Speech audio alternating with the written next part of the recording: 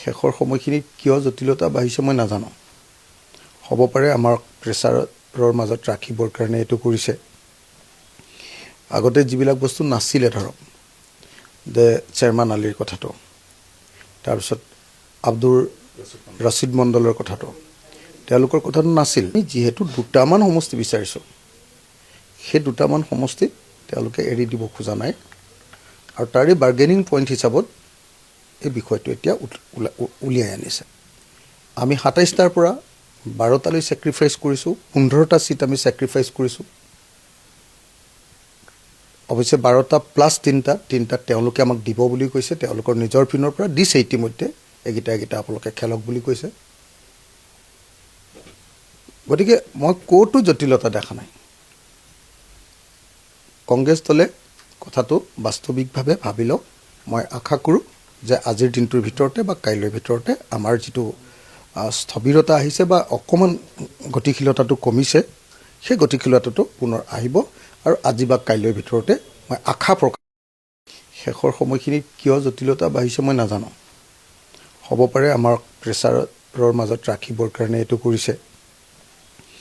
আগতে যিবিলাক বস্তু নাছিলে ধৰক যে চেয়াৰমান আলীৰ কথাটো, তাৰপিছত আব্দুৰ ৰছিদ মণ্ডলৰ কথাটো, তেওঁলোকৰ কথাটো নাছিল। যিহেতু দুটামান সমষ্টি বিচাৰিছোঁ, সেই দুটামান সমষ্টিত তেওঁলোকে এৰি দিব খোজা নাই আৰু তাৰে বাৰ্গেনিং পইণ্ট হিচাপত এই বিষয়টো এতিয়া উলিয়াই আনিছে।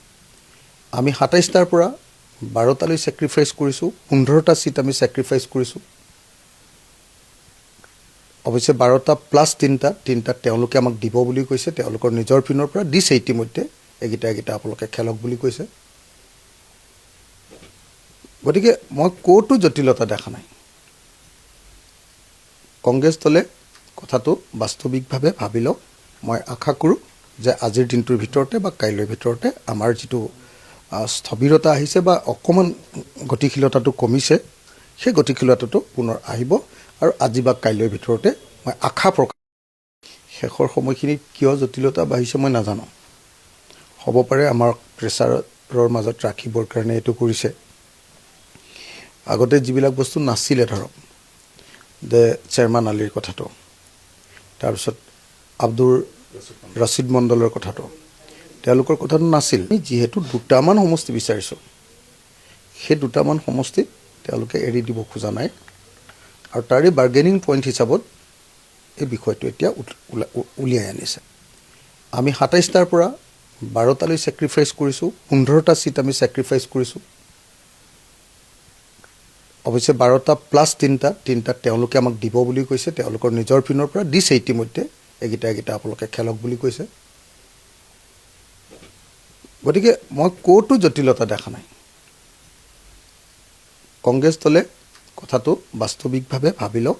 মই আশা কৰোঁ যে আজিৰ দিনটোৰ ভিতৰতে বা কাইলৈৰ ভিতৰতে আমাৰ যিটো স্থবিৰতা আহিছে বা অকণমান গতিশীলতাটো কমিছে, সেই গতিশীলতাটো পুনৰ আহিব আৰু আজি বা কাইলৈৰ ভিতৰতে মই আশা প্ৰকাশ।